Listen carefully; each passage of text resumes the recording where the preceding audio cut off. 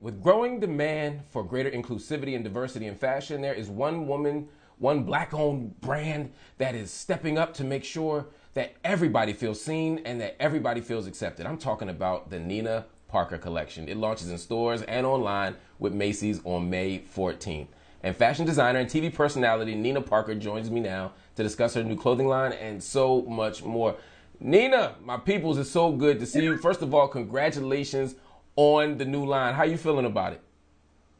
Thank you. No, I'm super, super excited about it. It was like on my vision board and now it's coming to fruition. So I'm just excited for women to feel seen and live out loud.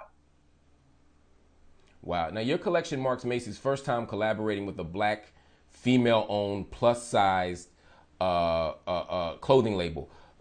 What does it feel like to be making history? I mean, have you wrapped your mind around how history making this is?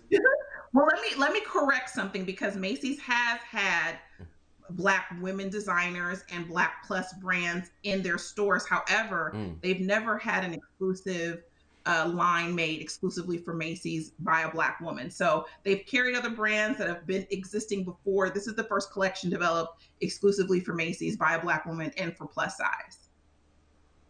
Wow, that's pretty. It's still pretty amazing and a hell of an accomplishment. Yeah. What can you tell us about the Nina Parker collection? The Nina Parker collection.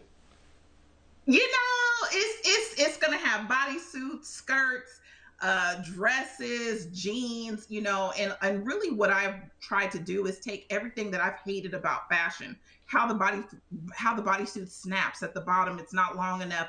Having tank tops that can fit larger breasts, things, jeans that have a little bit of, a tummy control in the front that can kind of snatch you.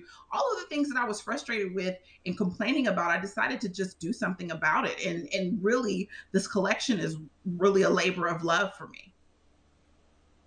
Wow, I didn't even realize you were doing fashion design. I knew you as the host, the journalist. How long has this been part of your life? You said it's been on the vision board. It wasn't anything that I wasn't a designer at all. It really was something that I was just getting frustrated about the lack of options. And Mark, a lot of times when you're a Mm. plus size woman, your options are limited, and especially in store options. Like a lot of the clothes that I was buying, I could only get online. And it was important to me that a woman, if they make plans, they can go inside to a store and get something cute that they can wear on a date that night. So for me, it was something that came because of a lack of options and accessible options as well. So it just was something that I decided to make happen because I was frustrated. The other thing that caught my attention was that this isn't just a collection that they took. You know, sometimes, especially in the last year or two, people want to do black stuff, they want to do black woman stuff. But this is going to be Yeah. front and center at Macy's. This isn't like a token gesture. Other major retailers don't No. do that. How important was that? And this is something that's actually been in the works for quite some time. So the pandemic kind of slowed things down. But when I partnered with my manufacturer, it was in December of 2019. So this wasn't just like something that happened overnight. This is something that I worked on literally all of last year to do. And now it's coming to fruition. But yeah, it was also important that I had a conversation that when you are often buying plus size clothes, they put them in the corner, they putting them on the top floor behind the sporting equipment. Like you don't know where to go. It feels like, I've joked and said it feels like you doing a drug deal. And for me, as we know, the average size woman is a size 18. Like, why do I need to feel like I'm hiding myself? And why are we not putting these clothes where everybody else's clothes are located? I just didn't understand that. And Macy's was really listening to that. And they're going to put this in the front of the store where it belongs. Every woman deserves to be celebrated. And your waist should not determine where the clothes go. And neither should your budget. I mean, one of the things that this collection had that caught my eye was how affordable it was. Yeah, listen, I had been a struggling student for many years, but in my mind, I was like, I dress cute. And so I was like, I needed people to be able to feel rich, even if they were wearing clothes that were within their budget. And so the quality of the material, the pricing was super important to me. And also I'm making everything so that it complements each other. So if you buy like three items, you're going to be able to wear it with everything, interchange it. And I'm also making it so that a lot of these clothes can be worn in multiple different ways. So you'll be able to kind of, get the best use of it. Hmm. What? Talk to me. By the way, you said something to me that struck me. You said the average woman is a size 18. Yes. Wow. Yeah, and Like, judging from the it's like mannequin. Oh, go ahead. I'm sorry. no, yeah, and that's the thing is like what one thing I joke about Mark is saying like, we have all these different political ideas and we have all this like turmoil in the world, but one thing that we all agree on is that size is something that transcends class, it transcends color. Like everybody got a big person in their family, everybody has dealt with somebody plus size. We all understand, we deal with body image. This is something that everybody deals with, no matter how much money you have, no matter what kind of stress, what your belief is, that's something that everybody deals with. And so it's something that I feel like can be a conversation to expand because the fact that people don't know this, people don't know what the average size woman is, because the ideas of what a woman should look like are what we see in these Instagram ads. Is just ridiculous.